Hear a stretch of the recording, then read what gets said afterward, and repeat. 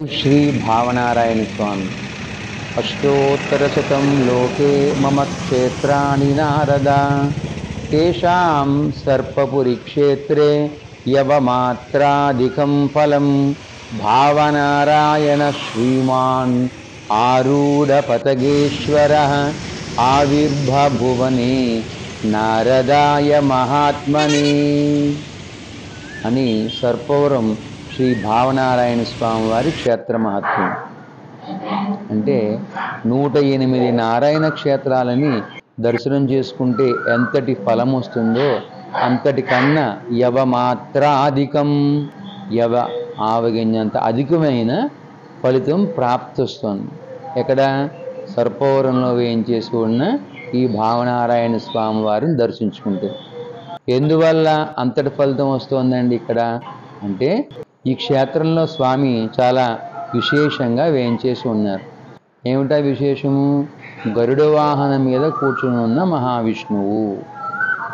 అసలు ఎక్కడ గరుడ వాహనం మీద కూర్చుని ఉన్న మహావిష్ణువు ధ్రువమూర్తులు అంటే శిలామూర్తులు ఎక్కడా కూడా లేరు. ఈ క్షేత్రంలో సర్పవరంలో వేయించేసిన భావనారాయణ స్వామి విశిష్టమైన దర్శనం. గరుడ వాహనం మీద కూర్చుని ఉంటారు శిలామూర్తి. అయితే గరుడ వాహనం మీద ఉన్న మహావిష్ణువుని దర్శనం చేసుకుంటే ఈ తనువు సుఖంగా భోగ్యంగా అనుభవించి తదనంతరం విష్ణు సాయుధ్యాన్ని మోక్షాన్ని పొందుతారు అని చెప్పేసి పద్మపురాణంలో ఉంటుంది. అందువలన ఆ దర్శనం చాలా విశేషించిన ఫలితం అని చెప్తోంది పురాణం. అందువల్లనే తిరుమలలోని శ్రీరంగంలోని పెద్ద పెద్ద క్షేత్రాల్లో ఉత్సవమూర్తుల్ని గరుడ వాహనం మీద వేంచేపు చేసి జనులందరూ కూడా దర్శనం చేసుకుంటూ ఉంటారు. కానీ మన సర్పవరం క్షేత్రంలో భావనారాయణ స్వామి సాక్షాత్తు గరుడ వాహనం మీద కూర్చుని సేవ సాయించారు. ఎవరికండి? నారద మహాముని వారికి. ఇంతటి విశిష్టమైన దర్శనం ఎవరి కోసం వచ్చిందంట? నారద మహాముని వారి కోసం. నారద మహాముని వారు ఇక్కడ కొన్ని వేల సంవత్సరాలు తపస్సు చేస్తే ఆ తపస్సుకు మెచ్చుకొని మహావిష్ణువు గరుడ వాహనం మీద దర్శనమిచ్చారు.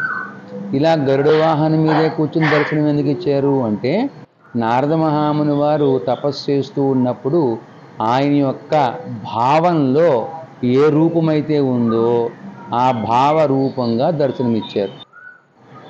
నారద మహాముని యొక్క భావంలో ఎలాంటి రూపం ఉంటుందండి? నారద మహాముని అంటే జగత్తుకే ఆచార్యులు లాంటి ఆయన. ఆయన వల్లే అన్నీ ఉద్భవించాయి మనకి. రామాయణం ఇలాంటివన్నీ కూడా పెద్ద పెద్ద కావ్యాలు, ఉపనిషత్తు.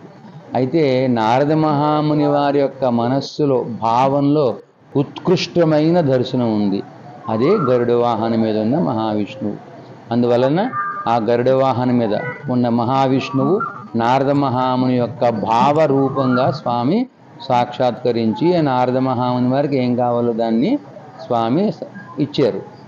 అయితే నారద మహాముని యొక్క భావరూపంగా దర్శనమిచ్చారు కాబట్టి నారాయణుడు ఈ క్షేత్రంలో భావనారాయణ స్వామిగా వర్ధిల్లారు. అది భావనారాయణ స్వామి అని అంటే ఏంటయ్యా అంటే భావరూపంగా దర్శనమిచ్చిన నారాయణుడు. అందువలనే ఈ క్షేత్రానికి ఎవరైతే వచ్చి త్రికరణ శుద్ధిగా నమో శ్రీ భావనారాయణాయ అని జపం చేసి స్వామివారిని శరణు వేడుకుంటారో వారి యొక్క భావ సంకల్పాలని తక్షణమే నెరవేరుస్తారు భావనారాయణ స్వామి. ఇది